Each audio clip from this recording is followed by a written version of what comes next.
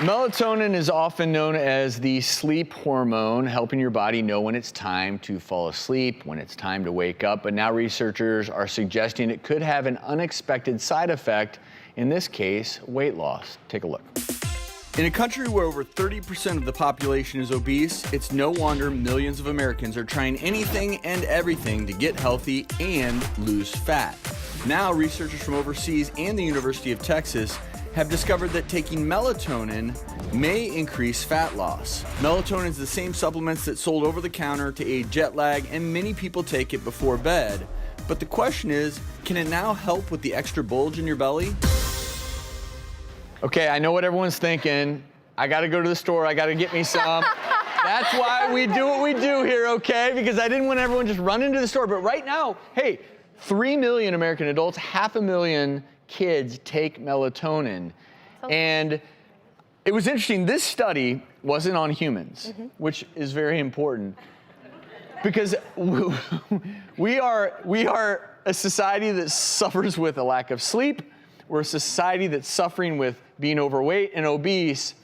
And so people are flocking to things like melatonin, anything they can try, but little caution here. Melatonin may help increase the amount of brown fat, which generates more heat, dissipates more energy. And also, we know that it decreases the amount, at least in this study, of the intra-abdominal fat, that fat that's in your belly, not in your skin, but around your pancreas, around your organs, which is so dangerous. We don't have brown fat, though. So. No, exactly. Melatonin is a hormone that's secreted in your brain by the pineal gland. It allows us to know when to wake up, when to go to sleep. Studies on insomnia have actually been really mixed as to whether or not it does anything. And we know that when you do take it, even for jet lag, it can make you groggy. It can certainly have side effects like even improving or increasing your blood sugar levels, making them worse, making them higher. It can give you bad dreams. So it's not a totally benign thing to take even for jet lag.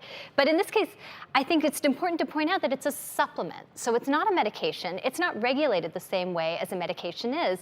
And so we really don't even know when you go to that store and you buy melatonin what you're getting. In fact, a recent study showed that 71% of the supplements of melatonin that were tested were not what they said on the label. Some had as much as 4 times the melatonin that was in the label. Some said a lot less. So just remember, when you're talking about taking something to regulate your health that's a supplement and not a drug, it hasn't been studied, and it's certainly not regulated in the same way as well. If somebody does take it, a human, that the only way that it would work, that we can explain how it works, would be by the placebo. I think that people who are having trouble sleeping when they take any form of supplement, they may sleep better for the very reason you mentioned, which is placebo effect. And people also, I think, feel like at least if they're doing something, it's better than nothing. It is interesting to me, though, that melatonin is a hormone that you naturally secrete. And modern society now has forced us to engage in a lot of habits that naturally suppress melatonin. That's why at night we often have trouble falling asleep, because interestingly, all the devices that we have emit light that suppress your melatonin. That's why I always tell people before you go to bed, shut off all your electronics. Don't have the TV on in your bedroom. Make sure your room is really dark, because what that does is it primes your brain to get ready for sleep. You naturally release melatonin. So if there is some truth to this study, the beauty is you can naturally increase your melatonin production. And I think it does also tie in, we know people who sleep a little bit better, they lose weight. Well, that's right. And they actually, yeah. And for the same reason, people who don't get good sleep are more likely to be overweight. So it makes sense why people would think, oh, could this help? We don't have that data.